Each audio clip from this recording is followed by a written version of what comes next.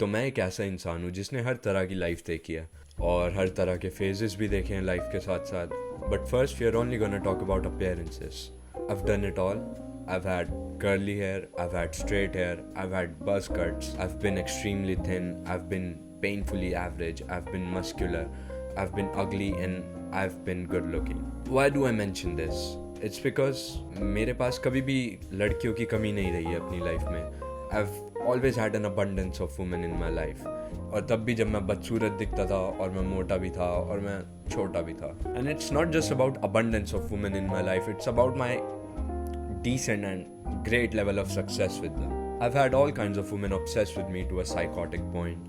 I've had women ask me out on dates, approach me on the street, talk to me and whatnot. लेकिन ये सब बता के मुझे क्या मिल रहा है? Credibility. That's what. Even though I don't really need to have some credibility, I'm here just to talk to you. अब क्वेश्चन आता है कि why would one person obsess over another? तुम्हें एक ऐसी क्वालिटी तो होनी चाहिए जिसमें तुम खुद को डिस्टिंग्विश कर पा रहे हो एक दूसरे इंसान से. और that is mostly the case because अगर तुम ये वीडियो देख रहे हो तो यू आर पेनफुली अवेयर कि वुमेन हैव ऑप्शंस. लड़कियों के पास बहुत सारे ऑप्शंस होते हैं तो वो तुम्हें क्यों चूज करेगी अगर तुम specially if you are not the best looking. और उसके लिए you need to build yourself up. अब बात आती है कि वेयर डिड आई स्टार्ट. तो कहानी स्टार्ट होती है अराउंड जब मैं 9th क्लास में था और मैं एक ट्यूशन जाया करता था और फ्रेशली मेरी प्यूबर्टी हिट हुई थी और वहाँ पे मुझे एक लड़की बहुत पसंद थी. Like this is the only point in my life I have ever had a crush over someone, a girl.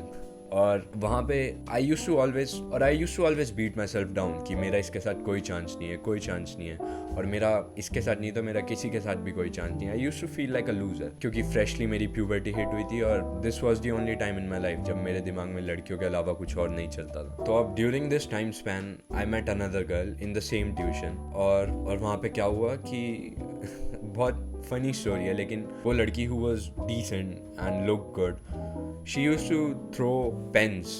वो अपना पेन फेंकती थी, मैं उसकी पीछे वाली सीट पे बैठता था और मैं उसे बार बार उठा के देता था. एंड वन डे उसने एक फेक आईडी बनाई और मुझे टेक्स्ट करा टू सी कि मेरा उसके ऊपर इंप्रेशन क्या था. और and as time went on we started getting closer and things got more serious. और वहीं पे जो दूसरी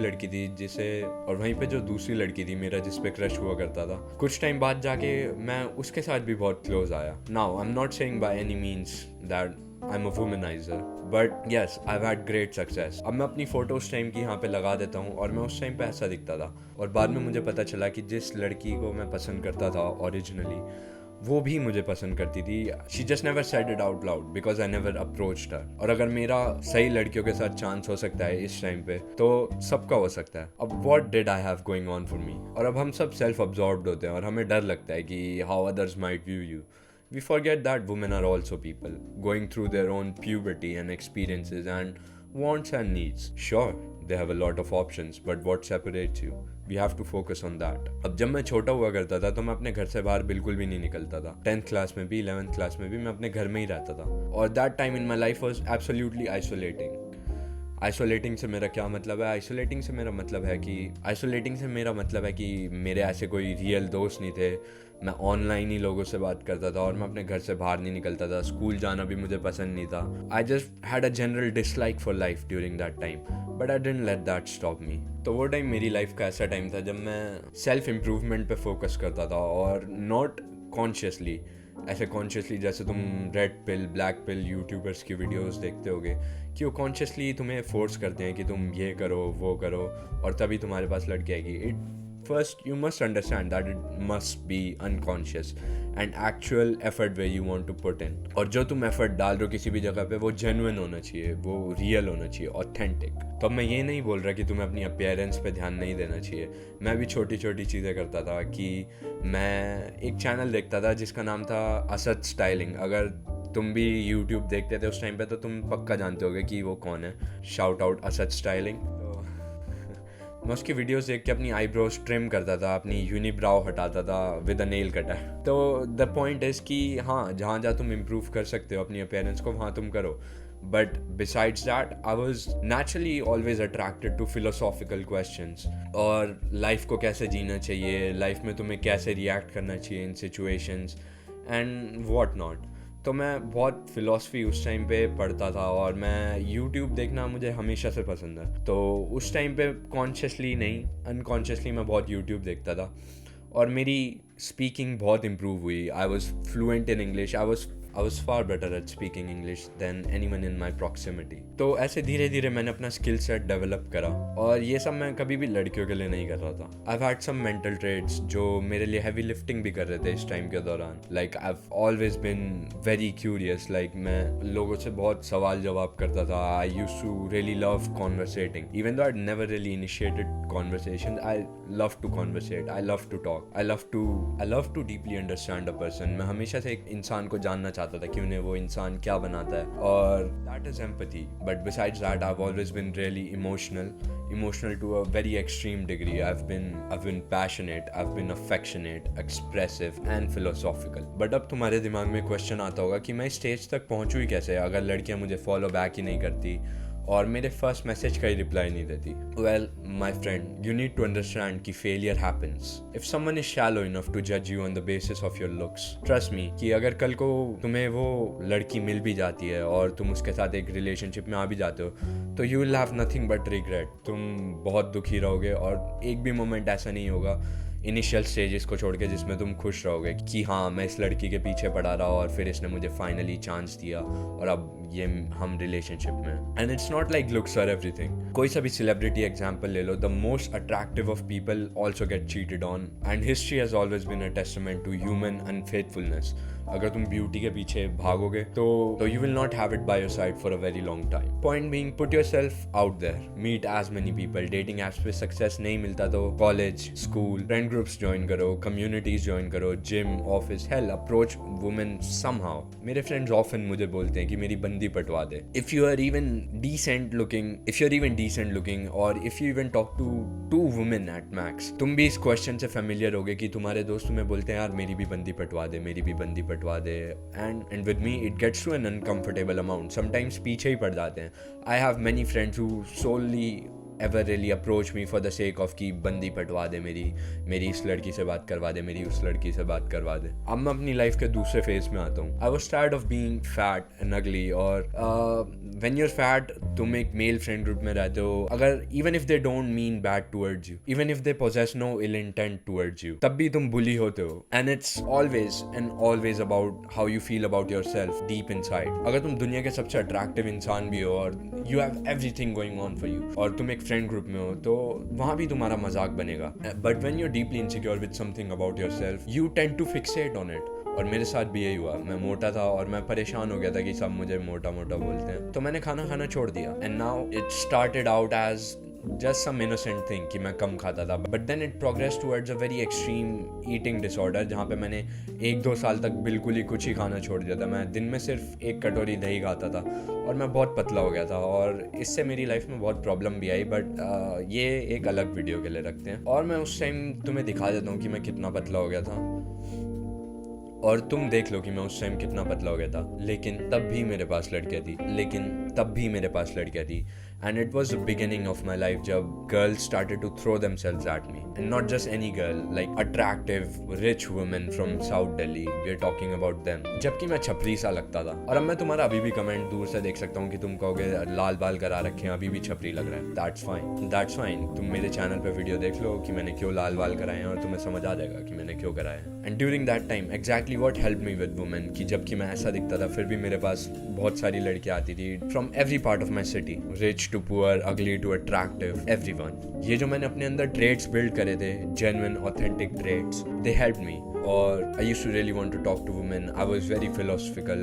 I found women love that for some reason। When a person is self-aware and curious and has a hunger for some things and is striving towards that thing। अब मैं तुम्हें एक बहुत पर्सनल बात बताता हूँ कि जब मैं 13-14 साल का हुआ होता था, हम सबके पास एक फ्यूचर नोशंस होते हैं कि हम अपने फ्यूचर में क्या करना चाहते हैं। मेरा फ्यूचर नोशन था कि मुझे इतनी लड़कियां पटानी है, मुझे इस उम्र में वर्जिनिटी लूज करनी है। And I had 2 friends who were similar और हम तीनों मिलके एक दूसरे के टॉक्सिक ट्रेड्स को बूस्ट करते थे, एग्जैस्परेट करते थे और भी ज़्यादा।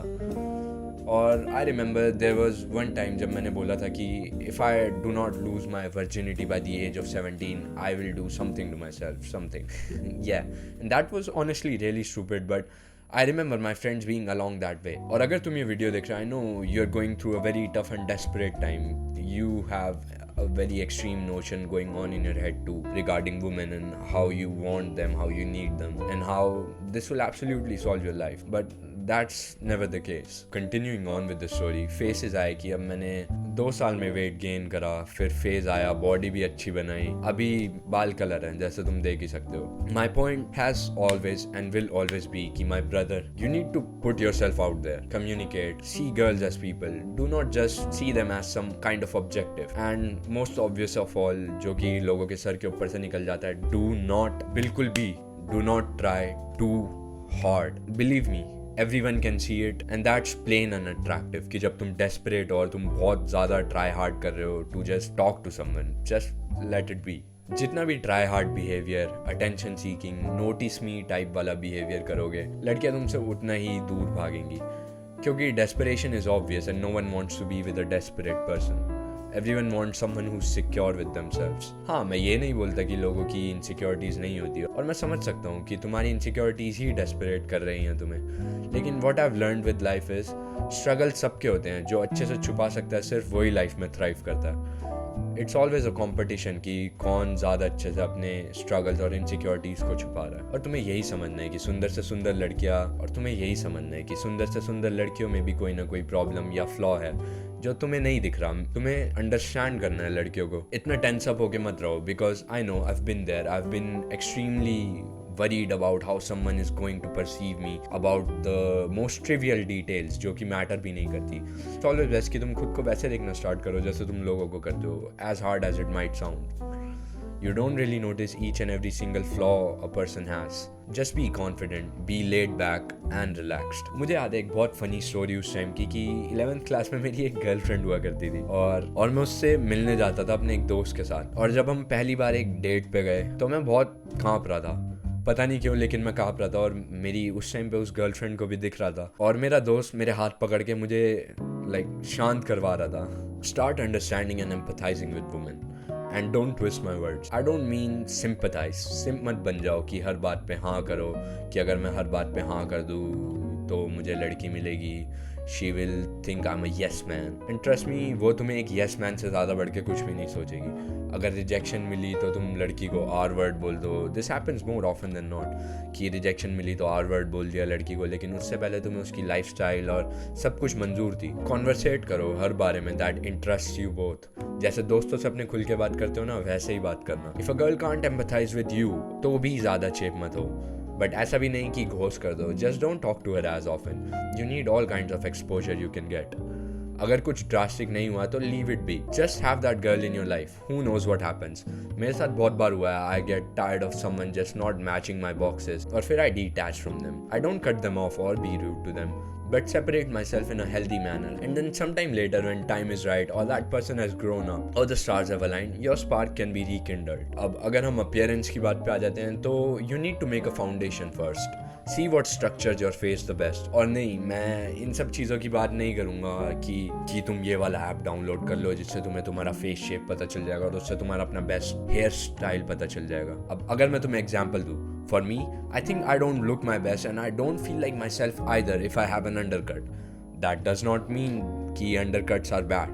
Undercuts can be great on some people with like let's say wider jaws for example. और तुम्हें उन traditional norms को भी तोड़ना है कि masculinity only comes from sporting a beard or whatnot. If you have a full beard and it looks good on you, तो that's great. But लेकिन अगर तुम्हारी patchy beard आती है जो कि कहीं और के बालों जैसी लगती है, तो प्लीज़ उससे अच्छा तुम क्लीन शेव ही रहो. क्योंकि trust me, I am surrounded by people जिनकी दाढ़ी नहीं आती है 20, 22, 23 साल की उम्र तक भी, और लेकिन वो दाढ़ी को रखते हैं क्योंकि they have this very fragile masculine ego idea of masculinity कि दाढ़ी रखने से ही तुम मैस्कुलिन मर्द होते हो. That's never the case. क्योंकि ट्रस्ट मी, लड़कियाँ तुम्हें तुम्हारी मैस्कुलिनिटी के लिए नहीं कि ओ ये इसके पास मैस्कुलिनिटी के ये ट्रेट्स हैं, ये ऐसे दिख रहा है वैसे दिख रहा है, इसके लिए लड़कियाँ तुम्हारे पास नहीं आएंगी. And clearly when that trait is so fragile. अब ड्रेसिंग की बात पे आते हैं अगर, तो मैं ये नहीं बोलूँगा कि ड्रेसिंग बहुत ज़्यादा मैटर करती है, क्योंकि मैं हमेशा से पजामा और टी शर्ट बहुत ज़्यादा पसंद करता हूँ. इनफैक्ट मैंने अभी भी पजामा पहना है, और it's never really hindered my chances with women.